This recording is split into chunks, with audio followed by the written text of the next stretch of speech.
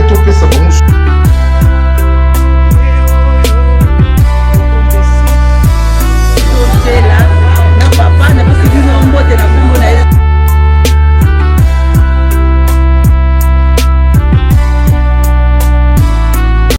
nouvelle na bana ya Europe mobimba ezali pona koyebisa bino ete tozali na veillée ya délivrance le 27 décembre 2025 ezali na kati ya Paris tokobanda na 23h tina 6h du matin mokolo wana tokosambela pona moto moko na moko tina moto asuka mokolo wana biso na bademo bitumba na bitumba titokoma na 6h esi tolongi bango bato bayaki na veillée passé bato AVC batiki babeki bana ya autiste bakomi koloba bato sans papier bazwi mikanda bato ba maladie esilaki bato ya blocage babikaki bino moko botala ba témoignage.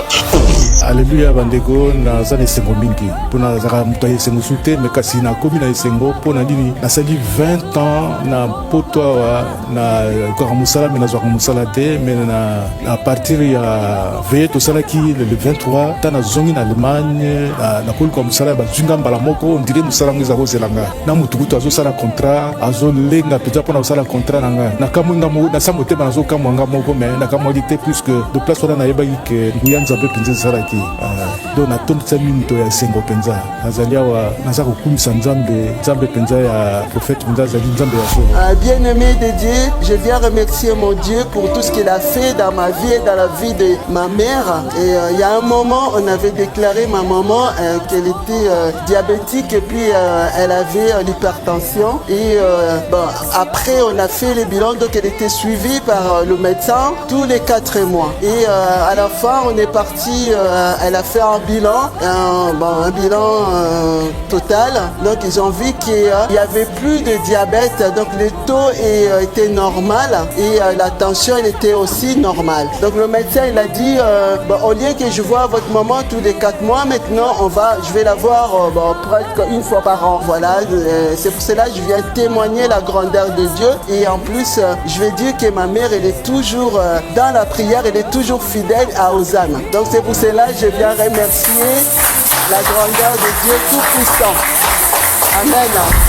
Ba prière na biso kobanda toujours kozala na présence ya Saint-Esprit pe ba moto belé tito koma na ngonga ya 3h to mati 6 degrés ba prière to komi na ba bombe na 3h bombe na 4h bombe na 5h bombe tito koma na 6h boum ba tout ba komi décharger pour na directive ya adresse contacter maman Thérèse Matondo boya ebele bokolo wana kati na bino bokobika bato ya AVC batiki babeki bana ya autiste bakoma koloba bato ya blocage bakoma débloqué bato ya maladie ekenda le 27 décembre 2025 toko banda na 23h toko 6 na 6h du matin bozanga te tozozela bino na moto mbote de partout bozali kolanda biso na kati ya chaîne na bino Ediba TV mwana Congo. Ediba TV mwana Congo ezali moko ya chaîne oyo eyelaka bino masolo kitoko masolo édifiant ezali émission oyo ezali na programme chrétienne. Quand je dis programme chrétienne eteyisamaka elendisaka mwana nzambe elendisaka peuple de Dieu mpona koyeba lolenge nini okoki kotambola awa na mokili ya se. Tokomi na suka ya ane. Suka ya ane epai wapi makambo ezalaki ebele babudia bulu ezali bakoloka na baoyo bazangi spiritualité. Yango tosengaka na bana nzambe nyonso na ntango ya suka ya ane tokotaka ba veille de prière tokotaka ba mabondeli ya makasi mpona kobongisa oprepare kokota ane na yo ya sika. Lelo monganga spirituel na yeli bino moko ya lisolo oyo ekosala bino pasi oyo ekosala mawa oyo ekosala esengo na ba oyo bakozwa yango pote ezali koteya ezali kolakisa moto lolenge kani okoki kotambola awa na mokili ya se. Nalobaka na bino na terme mingi nalobaka ke na mokili ya tata nzambe ezaka na ba discours te ezaka pe na ba examen te ezaka na epai moko te bakomi il faut kende po osala ndakisa osala donc examen quoi ezalaka te mais ezali na epai wapi okoki koyeba na mokili ya tata nzambe epai wapi mibeko etangami 10 commandements koyina ndeko na yo te kosala motu mabe te koboma te kosala boye te là c'est déjà biblique ngai monganga spirituel toza kobundana na vie oyo totambolaka po tofinganaka te totambolaka mpona moto aduta azalaka na bande na ye et puis je regrette souvent quand je dis ça nakendaka mpe na bandakisa moke ngai naliaka fufu mpa na yo te yo opesaka ngai talipa te je me débrie ma vie mais souvent je fais des efforts ya koleka na etando enene boye mpona kopia bino le meilleur kolakisa bino ke ndenge mosala ezali kotambola ndenge fo kotambola na mokili ya tata nzambe mpe naloba mingi soki okoti ndako ya tata nzambe obosalaki peut-être onimbaki olalaki mais soki ozwi ntango ya koleka na kati ya Diba TV okotala monganga spirituel ndenge azali komanyola ekope ozosengi babolimbisi na bato osalaki mabe osi okorige vi na yo osi obongisi etambole na yo to otikali kaka na line ya kotonga ya kotia baninga bo ya koseka ya kokritike to osi obongisi to ozali kaka lolenge pe moko monganga spirituel alobaka na bino butu moi to mipetola to se repenture po te vi ya motu ezali na maboko ya kolo yo oza na vi ya motu te koma yo kotiela moninga point bayimboka ezali moko ya lisitwale na ye nango tata moko pasi elekaka ye mingi akoti bonganga na bonganga akotaki baki kopesa condition ya kolia ka nye oyo tobengi ezali na lingala awa natangaka eloko na nye na kombo nango mpo moto akomprendre nini ngala akoloba aliei nye oyo tobengi kaka donc nsima na yo okoti na zongo inene otiki salite wana ozwi bapesa yo motindo otiaka yango na sani lokola biloko mama alambelaka yo oke nango na chambre oke nango epai moko bato bakomona te okolia alors tolobaka na vie boye 99 jours ekoki kozala ya 100 jours ekoki kozala nango ya diable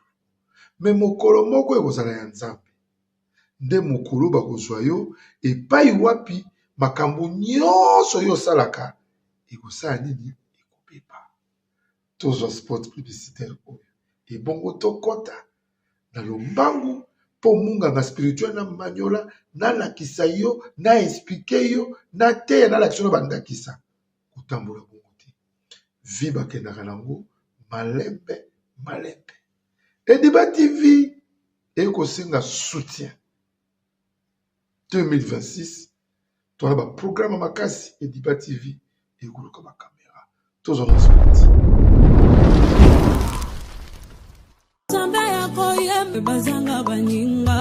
dans le Seigneur nazali chez la Mwanda Fondation na eli sur liboso na bino pona osenga bino merci na ba oba soutenir orphelinat chez la Mwanda nzambe alola apambola bino tozomona ba effort na bino tozomona bolingo boza nango à travers Fondation chez la Mwanda nzambe apambola bino na eli sur liboso na bino pona kosenga bien aimé bokanisa bana na bilamba bokanisa bana na kolia bokanisa bana na minerval bokanisa bana na ba soins médicaux nzambe ya kozanga te kopambola bien aimé oza na posa ya kosunga ozoluka place ya kotia mbongo na yo bien aimé tala place ya malamu yango ya kotia mbongo na yo na Fondation chez la Mwanda nzambe akozongisa bebila kopambola bakoko na yo akopambola pe bana na yo na pamboli bino na kombo na Yesu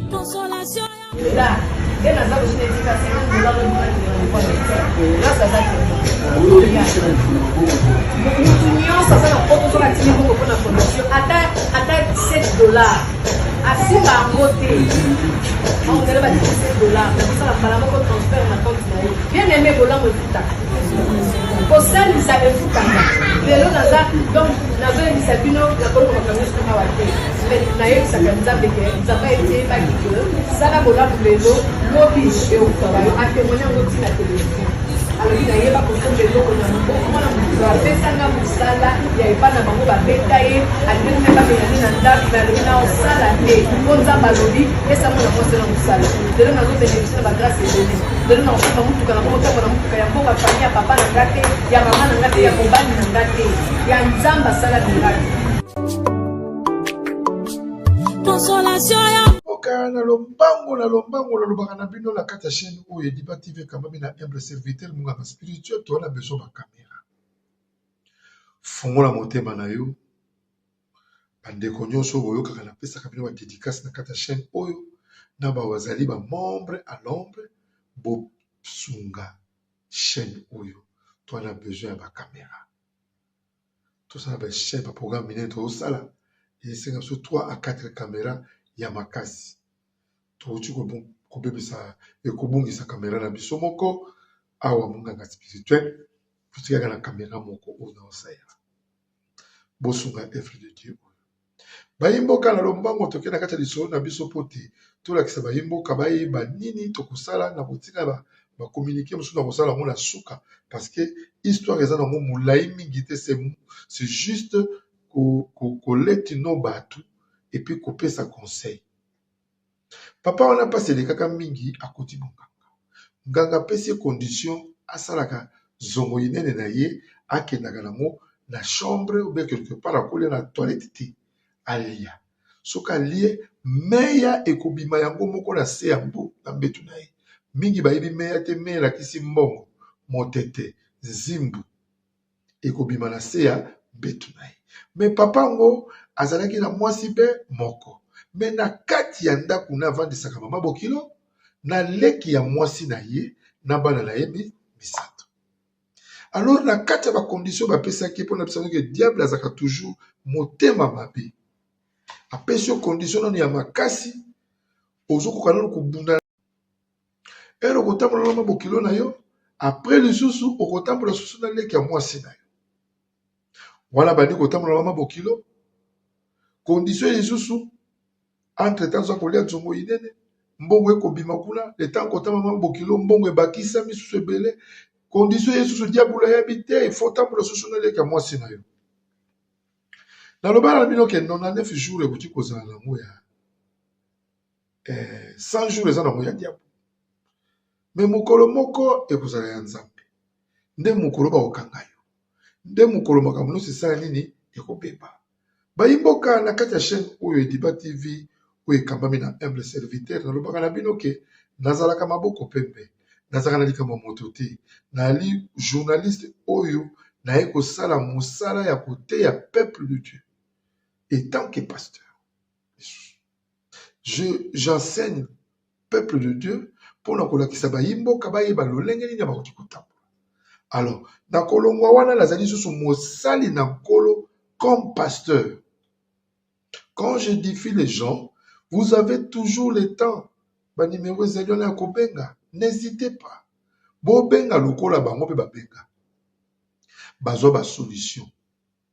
Soki olekaka na stade ya kokende na ndako ya nkanga awa conseil bandi keba retour ezalaka toujours alors soko ozwaki ngenge wana te ozwi mbongo na yo na normal c'est très bien mais soko okendaki oza na baretour moko quelconque benga monganga spirituel tokopesa basali ya nzambe ya solosolo baali baprofete Moïse Makoma baprofete Kisebwe bazali ebele Tobo tanga bakombo bazali ebele on va vous aider spirituellement pour que évacue tout le démon qui est en toi. Baimboka na kati ya cheme kamami na humble serviteur munganga spirituel papa Ediba likambo na moto te na lobaka na bino butu moi maboko pembe pona nini kosimba mwingi via motu ezali lolenge ngai so na bina beta bino lisolo na nga mingi bakokama mais ce n'est pas le temps tant nango ezali mpe tant nango mpe na kosala baprophétie nango ezali etango mpe na konyimola vi na ngai ezali oyo ekolakisaki mutu mpo okoki komonaka nga nazopesa information boye mpo ezali mosala na nga mais naza nanga épité naza nanga malamu te naza na basusi naza na baproblème mais toza kosala effort tema kezali mosala ya bokolo ya tata il faut toleka toloba mpo tolendisa bato il faut tosala yango nalobi na bino ke tosala ningeli yoka diable ndenge asakanaka na bato apesi yo condition bandi komata bima na mama bokilo bima na leke mwasi na yo after that akotinda yo lisusu wapi ndekola ngai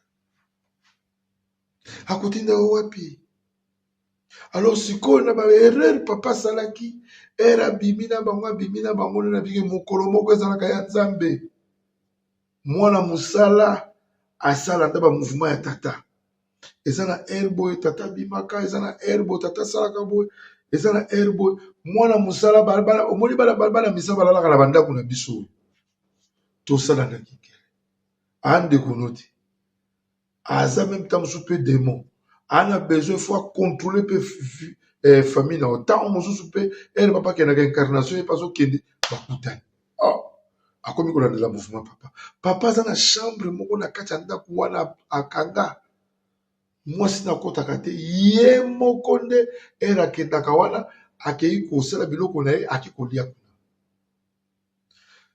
surveillant sa multipliacle po bavoi moko ya yokaka wana mutu moko te na kati ya ndako ate olamuki okotika koyoka mo te parce que ce sont des histoires spirituelles munganga spirituel ere alobaka makambo oyo eyali toke na basource nango toexplike peuple de Dieu keba mbongo nyonso ezali ya kolula te mbongo nyonso tozali komona ezali mbongo malamu te sala ningele bandeko basi bolingi koyoka te mobali wana zwi bolingi koyoka te moto wana awuti poto bia awuti Afrique du Sud États-Unis aye keba surtout na bana Afrique du Sud ebele bakomi na moyiki mbongo abien te bazokosa toza bafrapper elakisi bamiyibi kwa bamiyibi ce sont des voleurs batiango kombo frapper po epesa mwa gaz frapper en quoi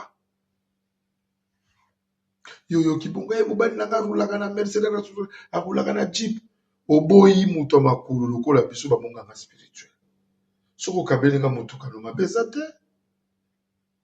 mpo nasala évangile ya nzambe natambola yo moto okolanda moza na bemve kabelanga bemve na yo bayimboka na bokebi mpe na bonya na kati ya chaîne oyo Ediba TV quand même na humble serviteur munganga spirituel papa Ediba makambo na koloba yani makambo ya solo papa nabengaki biso mpona kosala tubela quand je dis des histoires bahistoire boye déjà ezalaka tubela donc moto aye koluka délivrance na ye mpona koepima na vie oyo ya mabe. Allô? Allô Masasi? Ya Masasi? Boni mama kuna na homme de veillard misunga. Naza déjà na misunga homme de veillard. Omoni tant maman afika église. Allô naoki bien te. Tant bazo sengo mbongo, yo tindi mbongo, bango bale basonge bakati basonge bamemene ba dispensaire mike. Eza sunde ngona te mama. Mena poto na Kishasa la même chose. Et loko zo sepelisanga. Banda mama koma na misunga homme de veillard. Kotali mama. O mama zongi lokola bébé, bazo zo soya mama. Oh, mais là somoni mama zongi chéni. Mama zongi 3 fois. Tongo medi popo. Deko nanga elo musu sepelisingai. Misunga homme de veillard. Oyebi ba, oyebi ke bana courant so kata. Soki esalika manœuvre pano eyali tan bana lumière 24 heures. Et puis connexion internet evanda. Et puis soki mama ayoki mal à l'aise ou bien mutu pasi nzoto dérangé kaka na mutu na place à la liwana a fini bouton rouge. Docteur Mbango ataka tu pourquoi homme de veillard misunga eza na kati ya clinique misunga. Non so futima on ozo regretter te. Ah bon juste bien na ezali ba minganga bazo sala mama contrôle chaque semaine.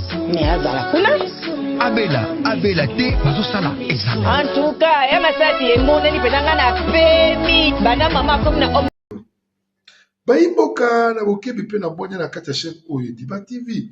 Soki oza na besoin koyeba ba suite benganga ya privé na koyebisa yo. Ezali toujours un petit conseil pour na bayimboka tosala ningele nyonso toali komona yali wolo te. ezali wolote yaza na mituka yaza boye pour la ninga na zuite. Non, faut pas demander à Dieu comme ça. Senga na nzambe yo pe tourner koka. Ton temps va venir. Dena ebsaka batu bien. Je parle à quelqu'un aujourd'hui. Ton temps va venir. Tangu no ele kokoke kozala easy. Tangu na ele kokoke kozala facile. Tangu no ele kokoka muta ko forcer ote. Ezali pendenge moko na lobaka na batuke. Esika to wuti. Na esika to kokende. Esika to wuti to yebi. Mais esika to kende to yebi te.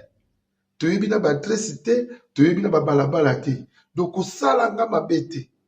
Ponga na yebi yote, yobo yebi ngate. Bayemboka to suki wana pona mokolo lelo na kati ya chaîne na bino Ediba TV kama na humble serviteur munganga spirituel na yebisa kibino mikolo oyo tozana ba annonce soit na première et na ba émission ou bien na suka tozana programme monene o to bengi Cœur en connexion. Cœur en connexion ezali moko ya émission oyo ngai papa edi munganga spirituel na mimi sika na kati ya Afrique du Sud. Donc Afrique du Sud mobimba ngamo na mimi eloko wana. Eloko wana ezikobanda le 14 G petit rire moi sentiment ekobanda le 14 février 2026. Pour s'inscrire, bobenga ba numéro oyo kozana ba vidéo pe na ba fiche wana pour na kozwa espace. Mais ba yimboka misusu ba yebi na hote kozala dernièrement na réunion na bato. Na quartier to bengi Yoville, ndenge pe tozoko se préparer sur en janvier na kozala na réunion na bato oyo basi bakotaki parce que na kobeta sete kofinga te komanke moninga te soko sepeli na ete tikai ezana mutu oyo pe akosepela na ye nana lobaka na bino ke mwasi ya mutu koseka ete azali na molongoli na ye molongani na ye nde akosepela na ye yo soko sepeli na ete tikai. Quand tu vois les couleurs noires ça te plaît pas, attends le jour que tu vas prendre une femme kakana katia. Le cœur est cœur en connexion. Okosepela na mwasi ya mondele. Boya na lombango na katia Ediba TV kama na humble serviteur monganga spirituel pote bozwa ouverture wana ovandi tamulai na kiseliba ovandi tamulai bandoka bwana na papa ovandi tamulai bandoka bwana na mama yaka de 20 à 55 ans na pesi bino so chance boya tango ezali yango ya ote na lobaki te otolekaki te onayokaki te kota na kati ya Ediba TV okozwa bainformation nyonso correct na pesi ba oyo nyonso bakambaka eloko oyo na bwanya pe na bokebi na bokaboli partout mokili mobimba chaîne oyo na Kongo ya Ediba TV mwana Kongo pe mwana mboka Kongo Fiston Kabwena epa yozali na pesi mbote na pesi Simplice Umbele mbele mbote na pesi bino nyonso oyo bolandaka biso na bokebi pe na bwanya bambote ebele tema que vous êtes nombreux Sylvie Chiboui, Aimé Kalemba, Franck Montasulwa, Manix Gouve. Na pesi bino nyonso bote. Okolandela bato tout na tanga ba kombo awa mutapesa ngambeya asante. Eric Senda na pesi bino bambote ebele nzamba lola azala na bino. Tomonani mokola lobi soki Yesu Masia azokite tukamatia. Shalom, shalom, shalom, peuple de Dieu. Vraiment, nazana esengo munene ya koza suliboso na bino oboyebi moko na bino le prophète oyo de la nation Moïse Kisebwe précisément na RDC Congo na capitale ya Kinshasa. Namoni na musika papa Ediba na chaîne na Ediba TV mwana ya Congo. Namoni madame na ye bolungana ma Patricia na pesi mbote na pesi mama Anna na Afrique du Sud, maman Anne na Afrique du Sud, comité Afrique du Sud, tout mobimba. Merci pour, j'espère que l'année prochaine je serai là na Mboka Nabino, na Makasi Nabino et na pesi peuple congolais, nyonso de partout. C'est le prophète de la nation Moïse Kisebwe. Na souhaité bino ba joindre Noël et puis pourquoi pas ba bonne année pour émission souka dans ça pour na clôturer année 2026. Et dans un message européen ça batu nyonso na Congo au baza awa o ya Libana ya Mboka le 30 décembre chiffre 3.0 le 30 tous en montagne deux prières pour nous clôturer l'année 2025. Yo mutu affligé. Yo mutu a problème oyo ya mitindo na mitindo. Yo mutu oluki ba passer, oluki ba tutu olembi na yo.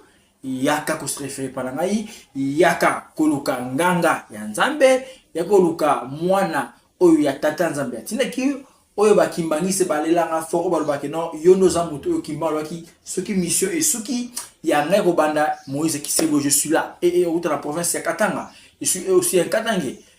Wana zaba entre parenthèses. Boya les 30. Yo ka message oyo so na Kinshasa.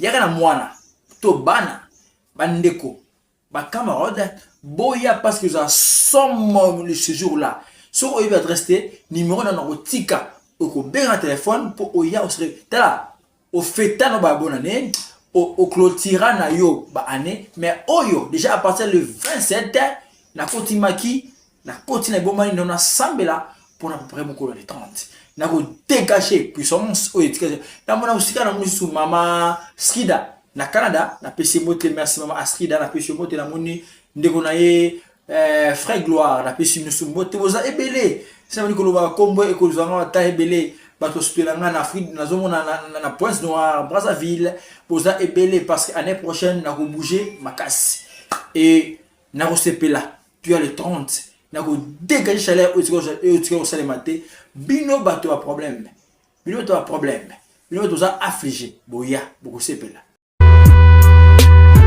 bote bayimboka balangaka biso na kati ya chaîne na bino Ediba TV nautaki kosala annonce ke nakozala na Paris mpona badelivrance ya bato en privé mokili oyo batangami te topesa bango itoi mpe topesa